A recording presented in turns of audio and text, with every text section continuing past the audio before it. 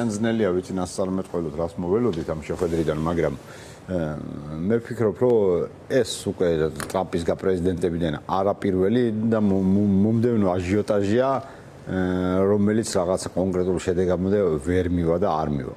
იმისთვის რომ გავიგოთ კონკრეტული შედეგი რა შეიძლება, აი სამშვიდობოს ვლაპარაკოთ, ხო, რა შეიძლება დადგეს, კარგად უკანონო დავიხიოთ და გვესმოდეს რა უნდა რუსეთს, რეალურად რა უნდა რუსეთს. ეს თუ ვინმეს არ ესმის, ეს პრობლემაა უკვე, სერიოზული პრობლემაა. რუსეთს რეალურად უნდა და მე ვიტყვით რა უნდა უკრაინას და სხვა ვიღაცას. რუსეთს უნდა რეალურად უნდა უკრაინის მთელი ტერიტორიის დაკავება, ხო? ეს ამ ეტაპზე მას არ შეუძლია, შეუძლებელი მისია. მოდი ახლა ჩამოვიდეთ ერთი საფეხურით ქვეით. რა არის ერთი საფეხურით ქვეით? ნუ თუ ამ ეტაპზე დაკავებას ვერ ახერხებს, მას სურს რომ ეს ოკუპირებული ტერიტორიები პლუს კიდე ნუ გვესმის იქ დონბასის რაღაც ნაწილის დაკანონება. იურიდიულად დაკანონება, დე იურე დაკანონება და არა დე ფაქტოზეა საუბარი, ხო? ესეც მე ვფიქრობ, რომ შეუსრულებელი მისიაა, რაც არ უნდა მოინდომოს და იხტუნოს ტრამპმა, იმიტომ რომ ამის გაკეთება და ამ ნაბიჯის გადადგმა ნიშნავს ფაქტიურად თანამედროვე მსოფლიო წესრიგის მორღვევას და ევროპული უსაფრთხოების მორღვევას. ანუ შესაძლებელია უკვე ძალით ძლიერმა შეცვალოს კანონით დადგენილი საერთაშორისო წესრიგი და საერთაშორისო საზღვრები, ხო? მარტო მაგ საზღვრებზე არ არის, ხო? ამას შეხვდება ძალიან დიდი წინააღმდეგობა ევროპული ლიდერებისთან და ბალანსზე ისე უკვე მე რამდენად დადგება ტრამპი დაიჭერს პუტინის მხარეს თუ ევროპელი ლიდერების მხარეს. ვერ დაიჭერს პუტინის მხარეს, მოუწევს ისე ევროპელი ლიდერების მხარეს დაჭერა.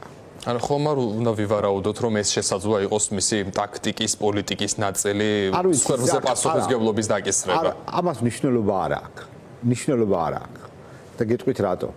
კიდევ ვიძახი, აქ მოდი ვისაუბროთ იმაზე, რა არის შესაძლებელი და რა არ არის შესაძლებელი. მე ვფიქრობ, რომ დე იურე ტერიტორიების დაკანონება რუსეთისთვის არის შეუძლებელი. მოდი ახლა ვისაუბროთ სხვა რა არის, ხო? სხვა რა ვარიანტები აქვს. ამობს რა გამოსავალი აქვს რუსული პერსპექტივიდან.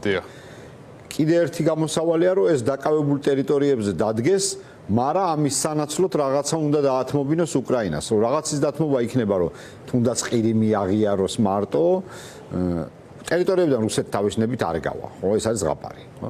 ანუ ყირიმი აღიაროს, ნატოში უარი თქვას, რაღაცა იქნება, ხო? ნუ რატო უნდა გააკეთოს ეს უკრაინამ? რატო უნდა გააკეთოს? ეს ფაქტიურად ეს არის კაპიტულაციაზე უარესი. კიდე რა, თუმცა მაინც უკრაინისთვის კომპრომისის რესურსი რა იქნება ამ მოლაპარაკებების ფონზე? არა, ვისაუბრებ, ხო?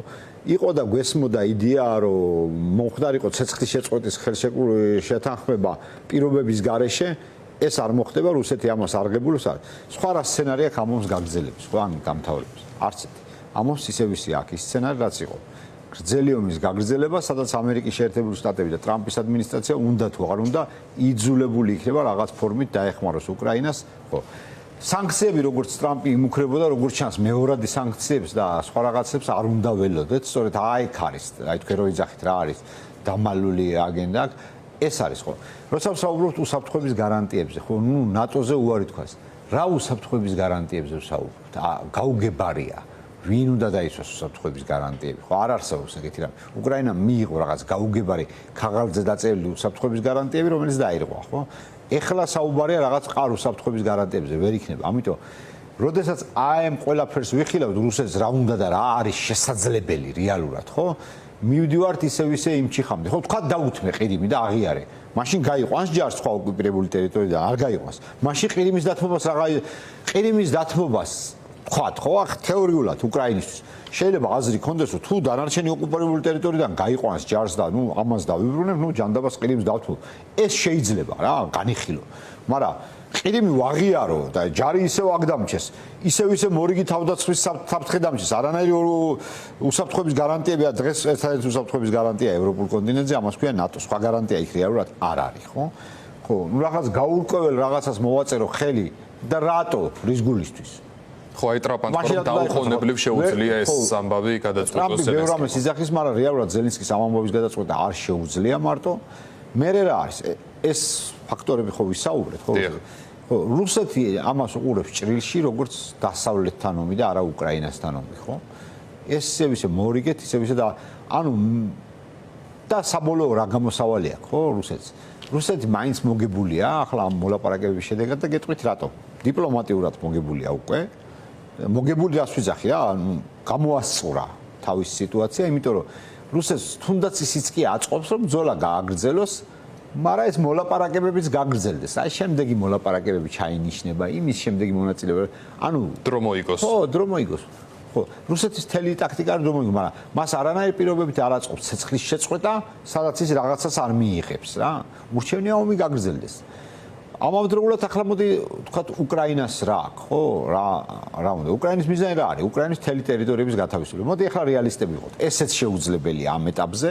ანუ ეს მხოლოდ და მხოლოდ შესაძლებელია თუ ძალიან დიდხანს გაგრძელდება ომი, რუსეთი ვერ გაუძლებს ამას და ჩამოიშლება. ხო, ეს არის ომის დამთავრების სცენარი, ხო? ანუ ამის გარდა უკრაინამ რო სხვა რამე არჩევანი აიკეთოს, მან უნდა დაუკანონოს ტერიტორიები რუსეთს ყველანაირი პირობების გარეშე. რატომ უნდა გააკეთოს ეს? ანუ ვერ გააკეთეს. ანუ რაც რჩება არჩევანი უკრაინას, როდესაც ტრამპი ამ ბალანსს ათამაშებს და ალბათ თავის პრეზიდენტობის დროს ბევრჯერ ვიხილავთ, უკვე ბევრჯერ ვიხილე და კიდევ ვიხილავთ, რომ ათამაშებს იქნება ბინძური ტრამპისტული რიტორიკა, რთული მომენტები. უკრაინას აქ ერთადერთი გამოსავალი გაუკეთოს ისევ და ეს კარგია რომ ეს არსებობს, კონსოლიდაცია ევროპულ ლიდერებს და უკრაინის საკითხი განხილული იქნას როგორც ევროპული უსაფრთხოების ქვაკუთხედი და არის კიდეც ევროპული უსაფრთხოების ქვაკუთხედი, ხო? აი ეს არის, ანუ აქ პრობლემა გვაქვს, რომ გვესმის ერთი რაღაც ტერმინები, მაგრამ რეალურად რა არის შესაძლებელი? აი რეალურად რა არის შესაძლებელი? ის და ეს ტერმინები ერთმანეთში ვერ ჯდება რა.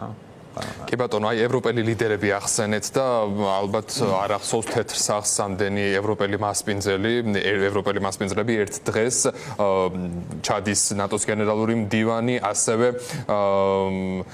ევროკომისიის პრეზიდენტი ურსულა ფონ დერ ლაიენი, რას უნდა ველოდოთ ჩვენ ამ შეხვედრისგან, რა წყდება დღეს ვაშინგტონში, რა ტიპის მოლაპარაკებები შესაძლოა გაიმართოს შედეგზე გათვლილი? მე ვფიქრობ, რომ შედეგი მშვიდობის დამყარებას ვერ იქნება მიღწეული.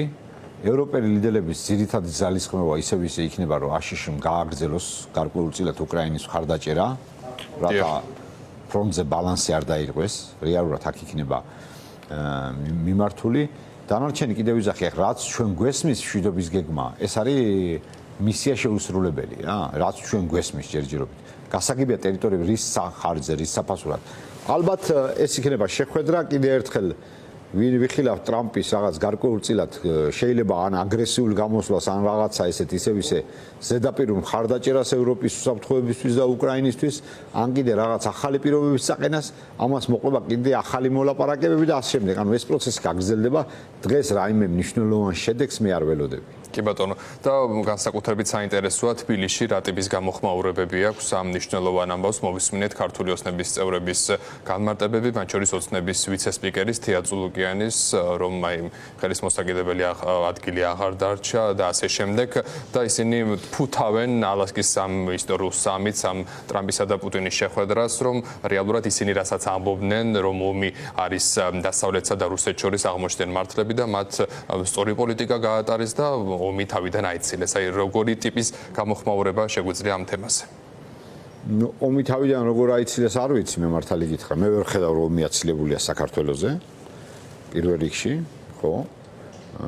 ჩვენი ტერიტორიები ისევ ისე ოკუპირებულია, ყოველდღიურად ისევ გრძელდება ეს ოკუპაცია. ხო. ну ეხლა ქართული ოცნების პოლიტიკა არის რაღაცა ძალიან გაუგებარი. ამასაც ვერ დაარქმევ რუსეთისთვის მამებლური მარტო, რაღაცა თვითგადარჩენის რეჟიმში არის, რაღაცა მესეჯ ბოქსი შეიმუშავეს. სამწუხაროდ რაღაც მოსახლეობის, ჩვენი მოსახლეობის ნაწილზე მუშაობს, მაგრამ რაღაც აბსოლუტური აბსურდული მესეჯ ბოქსი აქვს შემუშავებული და მიდის ამის ტრიალი ახლა, ну რა გითხრათ ახლა, ხო ხვდები ახლა იმ დღეს მაგალითად ერთი ხალბატონი მიმტკიცებდა, რომ სომხეთის და აზერბაიჯანის შერიგების საკითხი ღარიბაშვილმა იმას ახნაო გააკეთა ორგანიზაციაო. ну ასეთ ადამიანს არც უნდა ეკამათო რა, უნდა უთხრა კარგად იყავი და ამოხვიდე, ну ყავს ესეთი ხალხი საზოგადოებაში ვერაფერს ვერ იზავ და ასეთ ხალხზე თulis ქართული ოცნება თავის რაღაც უაზრო ტრიკებს. აქ საქართველოში არის უფრო დიდი პრობლემა, უფრო დიდი საკითხი და ეს საკითხი მე ვფიქრობ არის ქართველი ხალხის წინაშე, საქართველოს მოსახლეობის წინაშე დგას. ჩვენ გამოვიჩნენთ ერთ სილოვნებას 4 ოქტომბერს მივალთ ყველანი, გამოუცხადებთ ბოიკოტს სამარჩევნებს და ვაიძულებთ ამ ხელისუფლებას ჩამოშორდეს ხელისუფლება, გვეყოფა ძალა, გვეყოფა მოსახლეობის ხარდაჭერა. თუ ჩვენ დავჩებით იმ ჭაობში, სადაც ქართული ოცნებამ ჩაგვიყვანა. აი ეს არის რაც უნდა გვაინტერესებდეს ჩვენ, თორე მე მაგალითად ახლა არც ვკითხულობ ქართული ოცნების ლიდერების კომენტარებს, არც არის არაფერი საინტერესო. ეს არის ღიადები აღარ მალავენ რომ ისინი ამ პროცესში რუსეთის მხარეს არიან. იდიოტებზე გათვლილია, ხო და ნუ ახლა ვისაც სიამოვნებს იმან უყუროს და წაიკითხოს. მე ჩემ თავს იდიოტად არ ვთვლი. კი ბატონო, დიდი მადლობა სტუდიაში მობრძანებისთვის, საინტერესო საუბრისთვის. პოლკოვნიკი ლაშა ბერიძე იყო ჩვენი სტუდიის სტუმარი.